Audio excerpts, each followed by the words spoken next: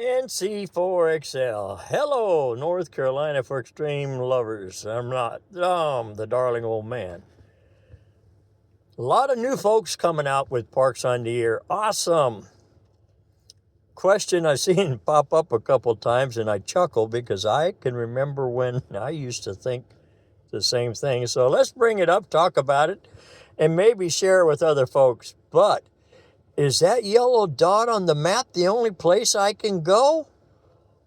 Man, I don't understand that. Okay, let's open up the can of worms. The yellow dot is a location by longitude and latitude of where the park is located. First of all, it's not the only place to activate from. It is to get you in the vicinity. Secondly, it may be to the right-hand lower side of the entire 45,000 acres. Okay? That doesn't mean that's the only place to go to. That means this is a point of center contact where you have an idea.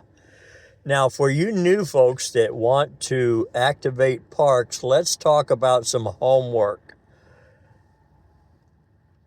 And the homework is simply this. Don't get on Facebook page or Funny Book page and say, hey, where's the best place to activate from? Some of these parks run 4 or 5 states, their trails. Okay? As long as you're 100 feet from the trail, you're good to go. Now, if you are in a park, let's hit the one thing. Well, it looks like a twofer. There's 2 different parks here. Number 1, if they overlap, period. Overlap, period. Then it's a justifiable twofer. If they butt next to each other, that's not a twofer. That's 2 individual parks that have to be run that way.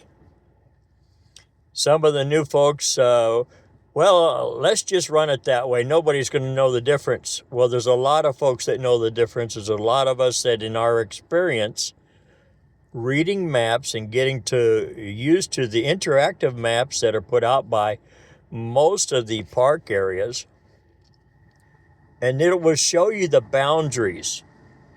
One of the things about people who run parks that they're not really there, it don't take long to get a bad reputation that you're not one that somebody wants to chase, because they cannot hit the sincerity of, that's a good operator, knows where they're at, or is that somebody just shooting from the hip and hoping?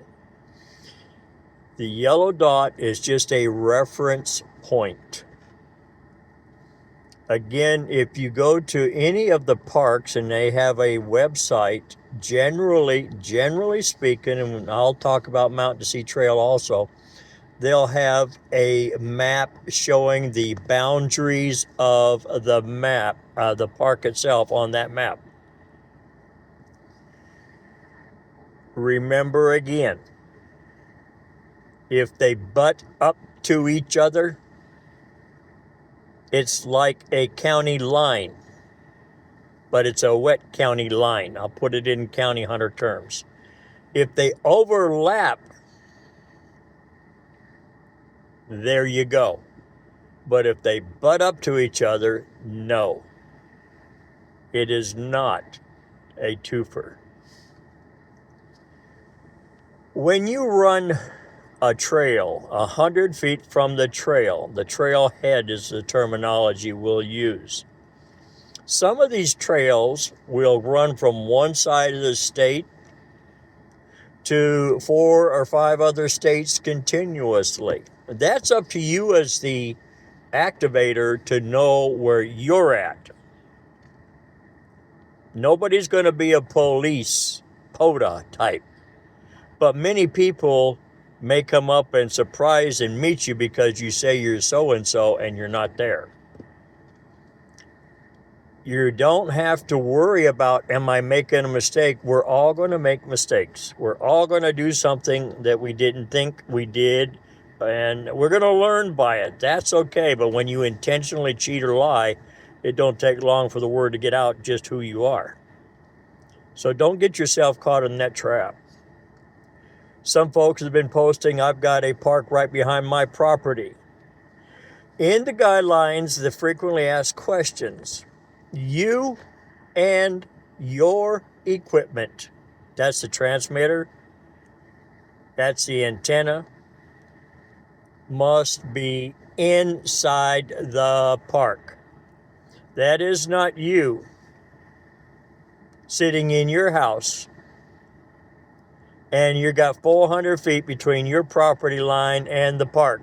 And I know places right here in North Carolina where I can go into a cul-de-sac. At the end of the cul-de-sac is the state park signs on the tree. And those people that live there, their backyard is state property. Now, can they legally run that park from their home? No.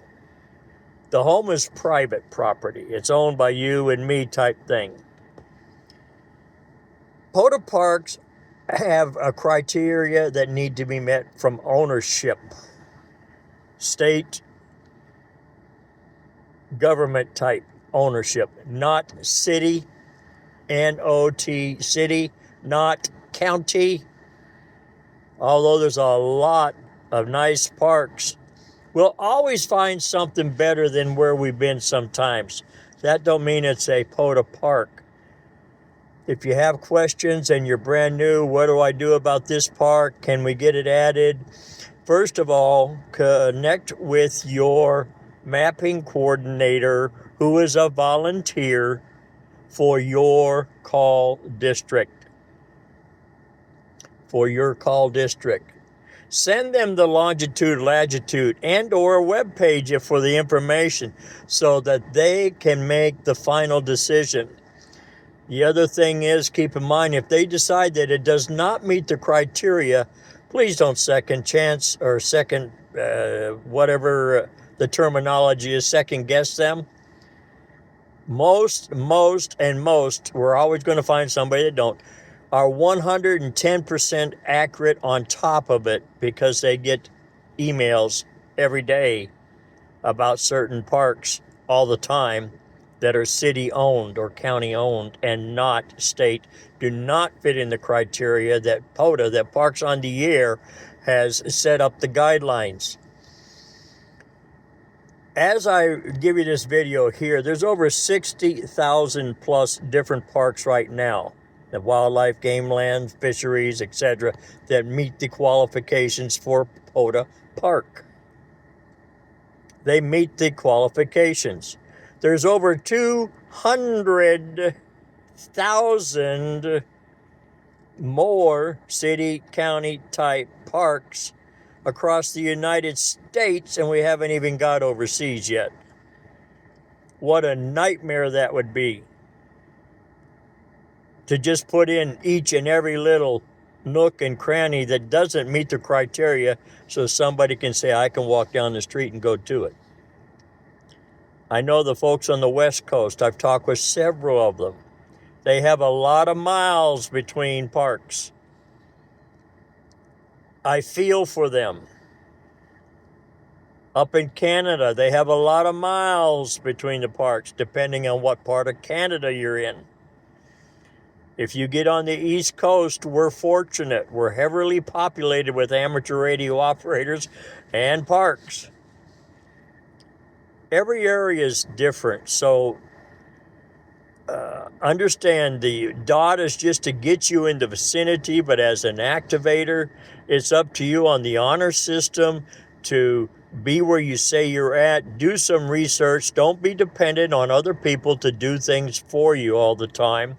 Take the time to do a little studying, pull up a map or two, It's one of the things that Parks on the Air has given us is an opportunity to further our knowledge in amateur radio, in setting up equipment, different types of equipment, different types of power sources, different modes that we can operate, and learning how to read and utilize mapping structures so that we can get to where we're going, etc., etc. So the hobby is fantastic. The parks that are here will keep you busy. Assured, most of you aren't near one that you can just get in your car in 5 minutes and go get to it. I'm not that fortunate. I got one that's 25 minutes away. It takes me 40 minutes to get there because of traffic. I've got several that are an hour to an hour and a half away. And I quit going to any farther than that because I don't have the abilities mentally to work the way I work and then drive all the way back because my stamina don't last that long. That's me. Every activator is different out there. They have different desires. They want to work all the parks in one state. They want to work all the states in the eastern part of the country. They want to do all 50 states as an activator. There's so much you can do in ham radio with Parks on the Air. Remember, we're not a contest. We're an opportunity to test our equipment, test our abilities outside of the house, enjoying the elements. Oh, don't forget the skeeters. Don't forget the freezing rain. Don't forget the 99-degree temperatures. All those things come as an activator, and you get to experience them. And then Murphy's Law, antennas break, batteries die, left equipment at the house. It's a lot of fun. It really is. Welcome new to Parks on the Air, hunters and activators. I'm going to give you one last point, and I know you're tired of hearing it, but you don't generally buy a brand new radio or a brand new car without reading some form of the book or manual to help you learn how to operate the basics. The same thing with Parks on the Air. The more we grow, there's so many more new people wanting to get shortcut answers. Shortcut answers aren't always a good thing. Let's go back to the basics. Let's go to the frequently asked questions. Take some time, take 15 minutes and just read 15 minutes down the first topic or second topic to where you're comfortable with it and understand it.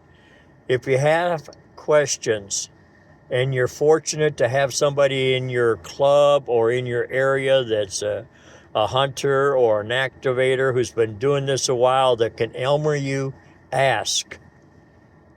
I've publicly told people, call me. I have talked with many folks. I am not an expert. I'm just an old man that enjoys amateur radio, having fun, and trying to give some tidbits of some possible help to help others get started, fulfill, change, anything that you would like to call it about ham radio.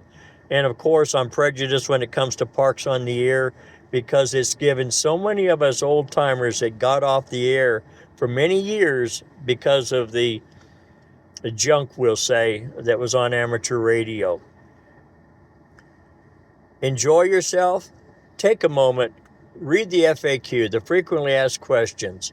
If you ask a question on the funny book page, be prepared for some rude old-timers who have forgot what it's like to be a new person, new in ham radio, not understanding propagation, not understanding solar cycle, not understanding building antennas, not understanding power supplies, because those new people have to learn like us old-timers used to, trial and error, Murphy's Law, and things like that. May God bless you. If you've lasted this entire time, 15 minutes is what I generally try to do. I appreciate you. I welcome you. Come and enjoy the fun with us. Get to meet a whole group of different type of people that you're not maybe used to. November Charlie 4XL Lima. NC4XL, North Carolina for Extreme Lovers. And some of you may hear my club call out there. Mike is the trustee of the club, Kilo November 4 X-Ray Papa, and he created it for all of us here in Eastern North Carolina. It's November, Charlie, a 4, a Papa, Oscar. Eastern North Carolina Portable Operator, 73s.